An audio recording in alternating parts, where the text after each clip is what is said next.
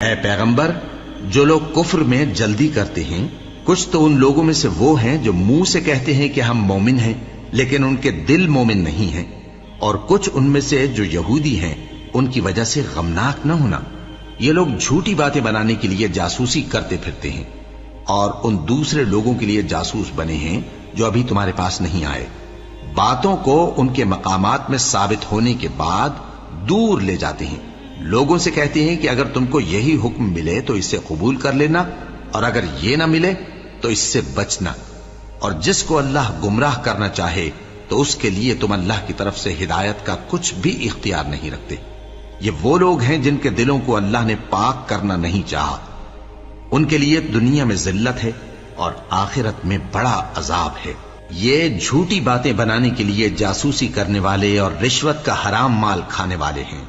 اگر یہ تمہارے پاس کوئی مقدمہ فیصل کرانے کو آئیں تو تم ان میں فیصلہ کر دینا یا روگردانی کر لینا، اور اگر ان سے روگردانی کرو گے تو وہ تمہارا کچھ بھی نہیں بگاڑ سکیں گے،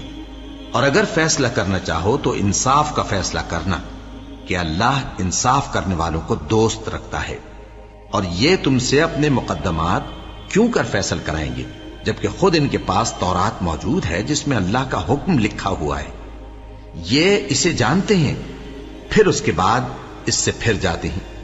اور یہ لوگ ایمان ہی نہیں رکھتے۔ بے شک ہم نے تورات نازل فرمائی جس میں ہدایت اور روشنی ہے، اسی کے مطابق انبیاء جو اللہ کے فرما بردار تھے یہودیوں کو حکم دیتے رہے ہیں، اور مشائخ اور علماء بھی، کیونکہ وہ اللہ کی کتاب کے نگہبان مقرر کیے گئے تھے اور اس پر گواہ تھے، یعنی حکم الہی کا یقین رکھتے تھے۔ سو تم لوگوں سے مت ڈرنا اور مجھی سے ڈرتے رہنا، اور میری آیتوں کے بدلے تھوڑی سی قیمت نہ لینا، اور جو اللہ کے نازل فرمائے ہوئے احکام کے مطابق حکم نہ دے تو ایسے ہی لوگ کافر ہیں۔ اور ہم نے ان لوگوں کے لیے تورات میں یہ حکم لکھ دیا تھا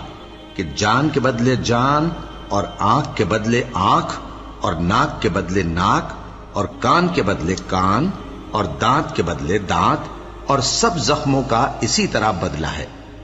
اب جو شخص بدلہ معاف کر دے وہ اس کے لیے کفارہ ہوگا، اور جو اللہ کے نازل فرمائے ہوئے احکام کے مطابق حکم نہ دے تو ایسے ہی لوگ بے انصاف ہیں۔ اور ان پیغمبروں کے بعد انہی کے قدموں پر ہم نے عیسیٰ ابن مریم کو بھیجا جو اپنے سے پہلے کی کتاب تورات کی تصدیق کرتے تھے، اور ان کو انجیل عنایت کی جس میں ہدایت اور نور ہے، اور تورات کی جو اس سے پہلی کتاب ہے تصدیق کرتی ہے، اور پرہیزگاروں کو راہ بتاتی اور نصیحت کرتی ہے۔